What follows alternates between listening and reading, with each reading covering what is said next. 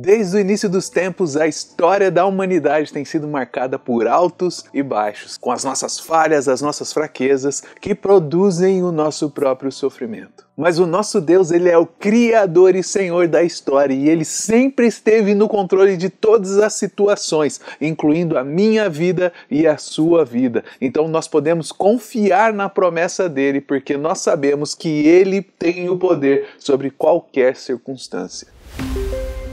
Olá meus amigos, sejam muito bem-vindos ao nosso canal Bíblia Talk. Hoje nós estamos estreando essa revista aqui, a revista Betel Dominical. Hoje nós vamos estudar a lição de número 1, que traz por título Do Éden a Babel. E eu já vou abrir a minha revista aqui. Se você não tem a revista, no primeiro link da descrição eu deixei um link lá para você conseguir visualizar essa lição junto comigo. Então nós temos aqui o textuário de hoje, está em Gênesis capítulo 3, no verso 15, que diz: E porém inimizade entre ti e a mulher, e entre a tua semente e a sua semente. Esta te ferirá a cabeça, e tu lhe ferirás o calcanhar. Gênesis capítulo 3, no verso 15. A verdade prática de hoje diz: O Senhor Deus, que criou todas as coisas conforme a sua vontade, é poderoso para cumprir o seu glorioso propósito. E como sempre nós temos 3 objetivos nessa lição, e o primeiro objetivo é mostrar Deus como o Criador e Senhor da história. O segundo objetivo é apresentar o coração do homem e o coração de Deus,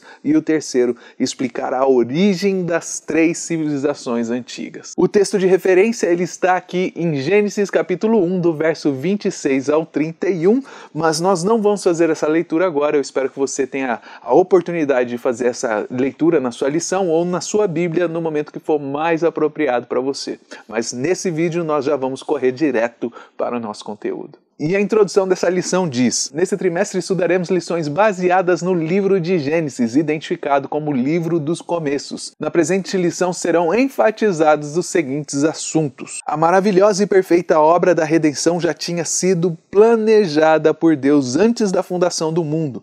A multiplicação da maldade na humanidade e a origem das nações e dispersão do povo. E o primeiro tópico traz como título Elohim, o Criador e Senhor da história. E a história da redenção divina é um testemunho do cuidado e da fidelidade de Deus para cumprir as suas promessas, como nós podemos ver lá em Gênesis capítulo 3, no verso 15. Mesmo diante dos erros e das falhas da humanidade, Deus sempre esteve no controle, como nós podemos ver lá em Isaías 46, do verso 9 ao 10. Nós vemos em Gênesis 1 que Deus cria toda a terra, Deus cria a natureza, Deus cria o homem e a mulher. E nós vemos ali a queda do homem através do pecado. Quando a mulher come do fruto da sabedoria, do conhecimento e do mal e oferece a Adão, e Adão também come desse fruto. E a partir desse momento que eles pecam e comem daquele fruto que Deus havia dito que eles não deveriam comer. Então Deus traz o juízo sobre a vida de Adão e Eva e traz um juízo sobre a serpente. Então a promessa da redenção foi feita no Éden, quando Deus revelou que a semente da mulher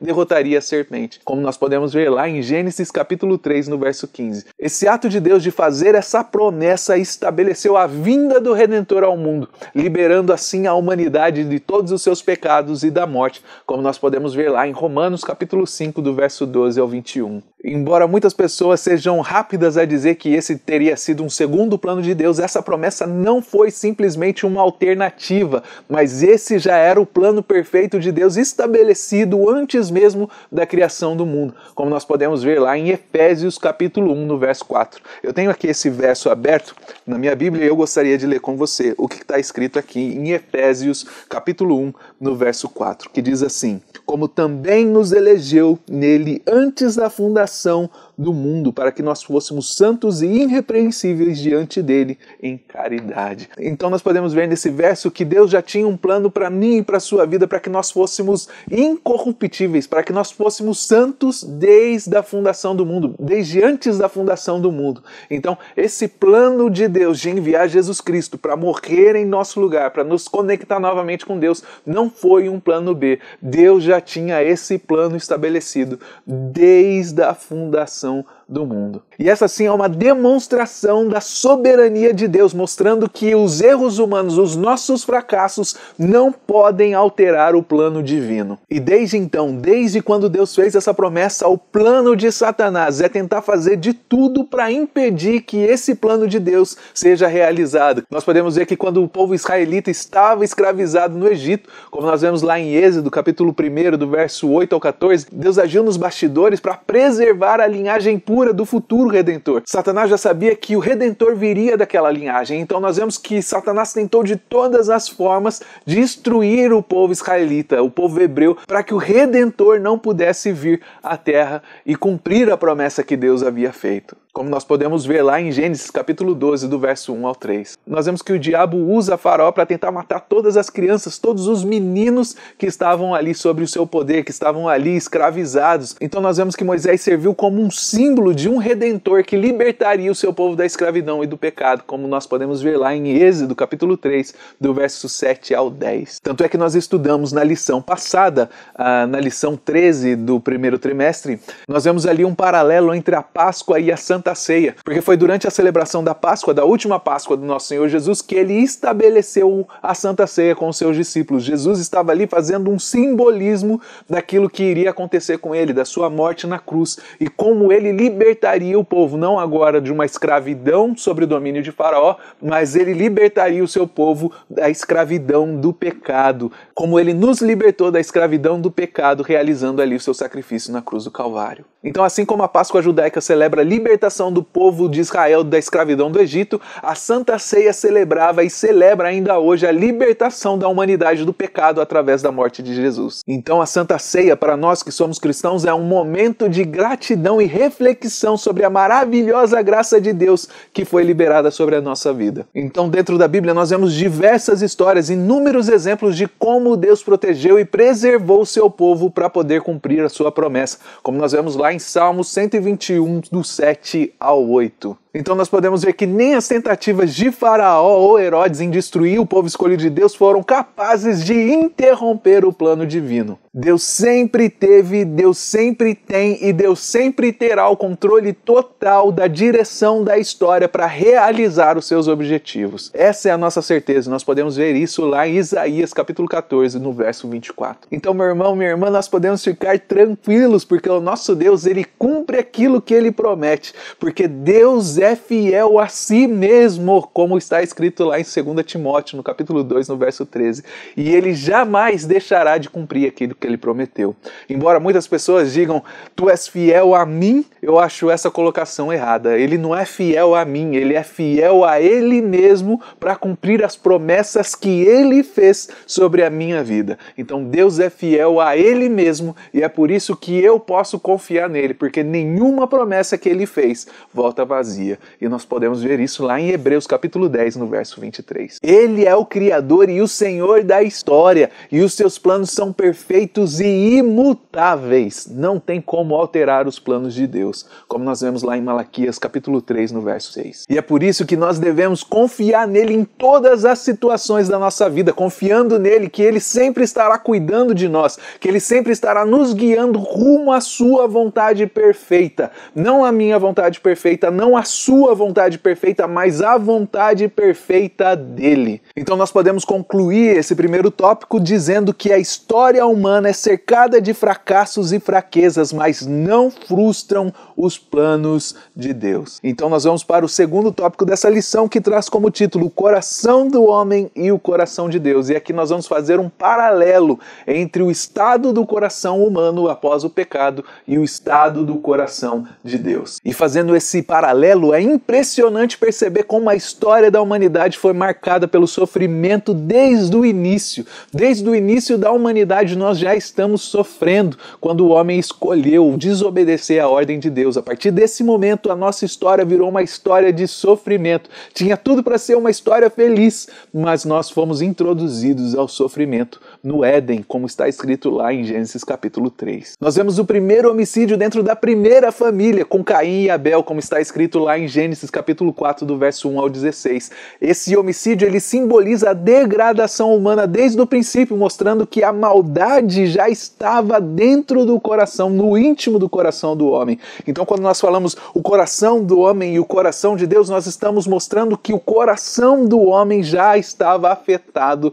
desde a sua queda. Nós já trazíamos dentro de nós uma maldade impressionante desde o começo, desde quando nós caímos no pecado. E por que eu digo que nós caímos no pecado? Muitas vezes pode parecer que não é justo que eu e você hoje estejamos pagando por um erro, pelo erro do pecado de Adão e Eva que aconteceu milhares de anos atrás. Mas nós somos coparticipantes com Adão e Eva nessa situação, porque Adão e Eva eram os representantes da humanidade. E quando eles caíram, não somente eles caíram em pecado, mas toda a humanidade caiu em pecado junto com eles. E é por isso que nós precisamos de igual modo de Jesus Cristo, nosso Senhor, que também é um representante da humanidade. Ele veio, tomou todos os nossos pecados sobre ele, morreu na cruz do Calvário para que eu e você pudéssemos ser reconectados com Deus. Ele se fez justiça em nosso lugar. Foi através do sacrifício de Jesus Cristo que eu e você fomos feitos justos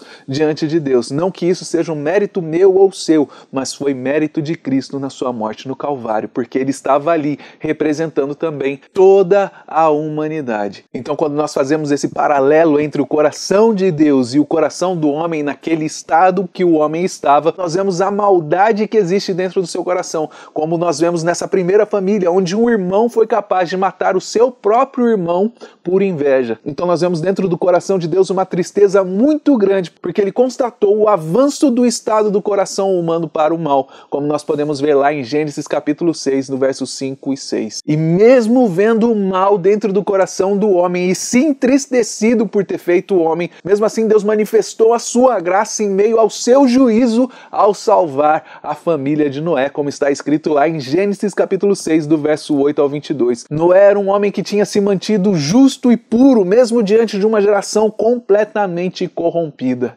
Mas o mais interessante é que se nós compararmos a geração de Noé e a nossa geração, nós vamos chegar a um entendimento muito triste se nós analisarmos Romanos capítulo 3, no verso 10. Naquela época de Noé, Deus achou Noé um homem justo e puro que estava vivendo dentro daquela civilização. Porém, se nós olharmos para o Novo Testamento, em Romanos capítulo 3, no verso 10, Paulo vai dizer que hoje não há um homem justo sequer de acordo com a justiça que reflete a pureza e a santidade de Deus, para que assim nós possamos ser salvos por Deus dos nossos pecados. E é por isso que nós precisamos da justiça que vem por meio da fé em Jesus Cristo. Como diz lá em Romanos capítulo 3, no verso 22, uma justiça que não é um mérito meu, mas é a graça de Deus manifestada nas nossas vidas através de Jesus Cristo, como está escrito lá em Efésios capítulo 2, no verso 8 e 9. E isso é um lembrete para que nós possamos entender a profundidade da graça de Deus, como nós vemos lá em Romanos capítulo 5, no verso 8, e nos esforçar para viver uma vida justa e reta diante do nosso Senhor, seguindo o seu caminho e os seus propósitos, como nós vemos lá em Provérbios, capítulo 3, do verso 5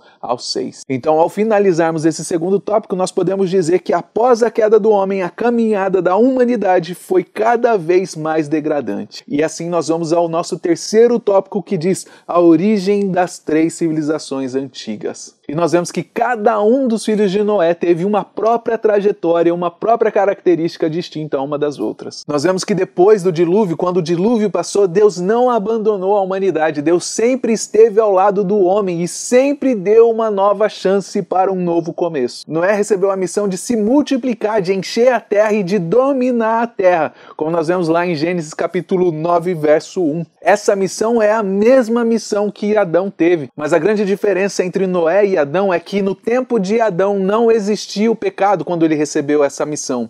E já Noé, nesse momento que ele recebe essa missão de Deus, ele vive no meio de um povo pecaminoso. O pecado não foi extinto com o dilúvio, o pecado continuou existindo. E então ele teria que lidar com uma humanidade repleta de pecado e que precisava aprender a valorizar a vida e não achar a vida tão banal como a primeira família, onde Caim e Abel acabou proporcionando o primeiro homicídio na terra. Então o homem precisava aprender a valorizar a vida e entender que eles carregavam a imagem do próprio Deus, como nós podemos ver lá em Gênesis capítulo 9, no verso 6. E com o repovoamento da terra acabam surgindo 3 grandes civilizações. Os semitas, que encontraram um destaque na história da redenção, os gentios de Jefé, que tiveram uma grande história de expansão, poder e prosperidade, e os cananitas, que ocuparam as regiões de Canaã, como está escrito em Gênesis capítulo 10, do verso 15 ao 20, e nós podemos ver que cada uma dessas civilizações teve o seu propósito na história. Porém, é importante nós lembrarmos que todas elas surgiram a partir da aliança divina com Noé, como nós podemos ver lá em Gênesis capítulo 9, do verso 8 ao 17. E é interessante para a gente comentar que mesmo com a nova chance dada por Deus, por essa intervenção divina que ele fez, os homens falharam em 2 aspectos. Ao invés desses homens se espalharem como portadores da glória de Deus pelo mundo, eles se ajuntaram, como nós podemos ver lá em Gênesis capítulo 11, do verso 1 ao 4. E eles usaram a sua capacidade intelectual para tentar honrar os seus próprios nomes. Eles construíram uma torre gigante, a Torre de Babel, que teria o objetivo de fazer o nome deles, não o nome de Deus, mas o nome deles conhecido. E a resposta de Deus para esse cenário foi a confusão das línguas que aconteceu lá em Babel, como nós podemos ver em Gênesis capítulo 11, do verso 5 ao 9, demonstrando que Deus ele não permite e nunca vai permitir que o homem contrarie os seus propósitos. Então, a partir desse momento da confusão das línguas, eles se espalharam e, como nós podemos ver no mapa, Sem foi considerado o ancestral do povo semita, incluindo os hebreus, os árabes, os assírios, os babilônios, os fenícios, os aramaicos, entre outros. E também muitos acreditam que a partir dele tenha surgido os persas. Cã foi considerado o ancestral do povo africano, especialmente daqueles que habitam na região do Egito, da Etiópia e Canaã. Já Jafé foi considerado o ancestral dos povos hindu-europeus, que incluem o povo grego, o povo romano, o povo sérvio, os arianos, entre outros. Muitos acreditam que a partir dele tenham surgido também os povos turcos e mongóis. Então é muito interessante notar como a história da humanidade se desenvolveu até onde nós estamos hoje, como Deus interveio para corrigir os erros humanos, para corrigir as nossas falhas, e como nós podemos aprender com essa lição a honrar a imagem de Deus que nós carregamos na nossa vida, como nós vemos lá em 1 Coríntios, no capítulo 10, no verso 31. Nós podemos concluir esse terceiro tópico dizendo: o dilúvio deu uma nova chance para a humanidade, porém o problema humano após a queda não foi resolvido com o juízo. E a conclusão dessa lição diz: a entrada do pecado na história afetou não apenas a humanidade, mas também a própria natureza. Porém, tal tragédia não surpreendeu o Criador, pois o perfeito plano de redenção já estava delineado desde a fundação do mundo. Eu espero do fundo do coração que você tenha gostado dessa lição de hoje, da nossa primeira lição, e com certeza nós estaremos juntos para a lição de número 2, que eu tenho certeza que vai ser uma bênção e tem por título: A Criação Revelando a Glória do Criador. Eu te vejo lá. Deus te abençoe.